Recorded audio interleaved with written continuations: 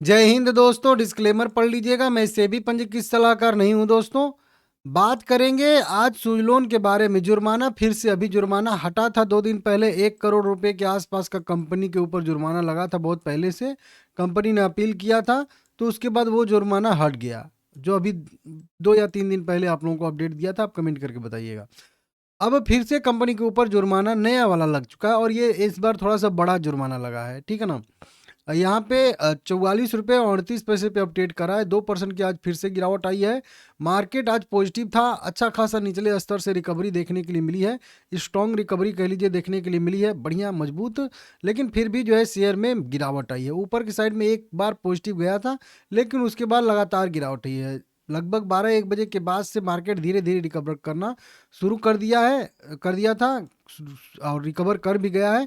लेकिन मार्केट जो है, मार्केट के साथ ये रिकवर नहीं कर पाया, जो कि आप लोग यहाँ पे देख सकते हो। वॉल्यूम की बात करेंगे तो वॉल्यूम ठीक ठाक ट्रेड हुआ है भाई। 6 करोड़ इक्विटी शेयर एनएससी पे ट्रेड हुआ है। टोटल 275 करोड़ रुपए के, और 50% का यहाँ पे डिलीवरी परसेंटेज भी देखने के लिए हम लोगों को मिल रहा है, ठीक है ना। वही का डाटा भी देखेंगे। फिलहाल में न्यूज़ देख लेते हैं, जो मेन न्यूज़ है यहाँ पे। ये ऑफिशियल खबर है भाई 20 फरवरी 2026 की, जो कि आप लोगों को पता है, मैं ऑफिशियल देता हूँ अपडेट। यहाँ पे देखेंगे सबसे ऊपर कंपनी कह रही है कि एक चेन्नई के कस्टम्स के प्रिंसिपल्स कमिश्नर ने सुजलोन ग्लोबल सर्विसेज लिमिटेड, वही सुजलोन ग्लोबल है जिसका मर्जर हुआ था इसमें, ठीक है ना। पूर्ण स्वामित्व वाली सहायक कंपनी थी, इसीलिए आप लोगों को शायद पता ना चला हो, ठीक है ना।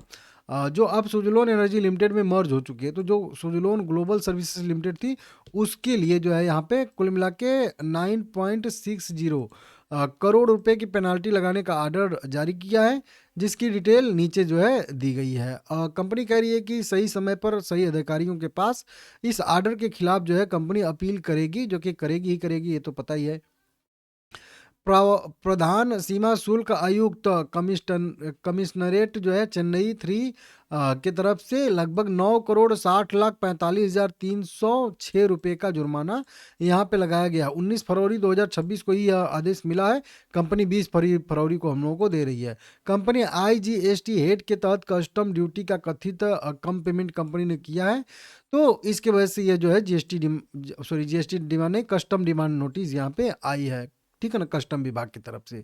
अपील के नतीजे के आधार पर कुल मिलाकर 9 करोड़ 60 लाख 45,306 रुपये की पेनाल्टी देनी पड़ सकती है। यहाँ पे सकती है लिखा है, क्योंकि अभी कंपनी अपील करेगी। अगर अपील खारिज हो जाती है तो देना पड़ेगा, और नहीं, अगर नहीं खारिज होता है तो फिर मतलब वही दिक्कत हो जाएगा, ठीक है ना। तो देख लेते हैं, ठीक है ना। यहाँ पे अपडेट है, और उसके बाद अगर गूगल पे चेक करेंगे तो भी यहाँ पे अभी ये जो है न्यूज जस्ट अभी भी लिखी जा रही है थोड़ी सी, ठीक है ना। तो इसको भी देख रहे हो। एफआईआई की मजबूत हिस्सेदारी बढ़ रही है, मजबूत ऑर्डर बुक भी है, और बेहतर नतीजे के बीच निवेशकों के लिए तस्वीर अब मिली जुली नजर आ रही है। किधर जाना है किधर नहीं जाना है, ये लोगों में कन्फ्यूजन अभी भी बना हुआ है। कई बार मैं आप लोगों को इसके पॉजिटिव निगेटिव पॉइंट बताया हूँ, समझाया हूँ। शेयर दबाव में आ गया है और 45 रुपये के स्तर से भी नीचे फिसल के 44 रुपये पहुंच चुका है। पिछले 3 महीने में 20% टूट चुका है। लेकिन दिलचस्प बात यह है कि इस गिरावट के दौरान एफआईआई की हिस्सेदारी बढ़ती हुई नजर आ रही है, और मजबूत ऑर्डर बुक बेहतरीन नतीजे के बीच निवेशकों में मिला जुला जो है यहाँ पे रुझान देखने के लिए हम लोगों को मिल रहा है। इस तरीके से यहाँ पे बताया जा रहा है, ठीक है ना। बाकी वही 9 करोड़ रुपए का अभी कस्टम ड्यूटी यहाँ पे डिमांड नोटिस आया है। देखते हैं क्या होता है क्या नहीं होता है, लेकिन फिर भी ठीक है शेयर भाई, वैसा कोई बहुत ज़्यादा दिक्कत नहीं है। लेकिन वही बात है कि शेयर मोमेंटम कर ही नहीं पा रहा है, पता नहीं क्यों नहीं कर पा रहा है। कई सारी अभी पेनाल्टी हटाई गई थी 17 फरवरी 2026 को, उसको भी मैं आप लोगों को बताया था। एक छोटा सा रिवर्सल का अपडेट मिला था, वो भी जो है खत्म हो गया।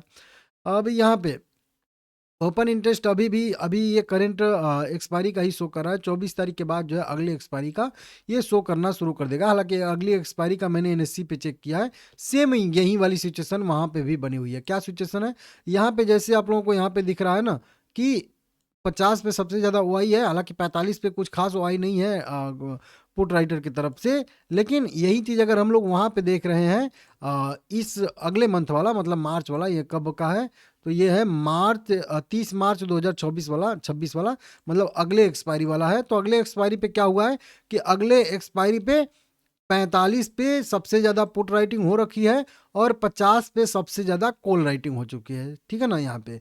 तो अगले महीने के लिए भी 45 से लेके 50 वाला जोन ही रहने वाला है। भले ही शेयर अभी जो है 45 रुपये के नीचे जाके ट्रेड कर रहा है, लेकिन उम्मीद है कि ये एक्सपायरी जब ही समाप्त होगी ना, ये वाला एक्सपायरी जब ही समाप्त होगी, प्राइस फिर से जो है 45 रुपये के बीच में आके इसी 45 और 50 के रेंज में ट्रेड करेगा, ऐसी संभावना ओपन इंटरेस्ट को देखते हुए यहाँ पे लग रही है। हालांकि ये डाटा है, केवल कभी भी चेंज हो सकता है, तो इसको देख लीजिएगा। 50 पे जो है कॉल राइटिंग दबा के हुई है, ठीक है ना। और पुट राइटिंग की बात करेंगे तो पुट राइटिंग यहाँ पे 45 वाले लेवल पे दबा के यहाँ पे होती हुई हम लोग को दिख रही है, ठीक है ना। तो इसको देख लीजिएगा, समझ लीजिएगा।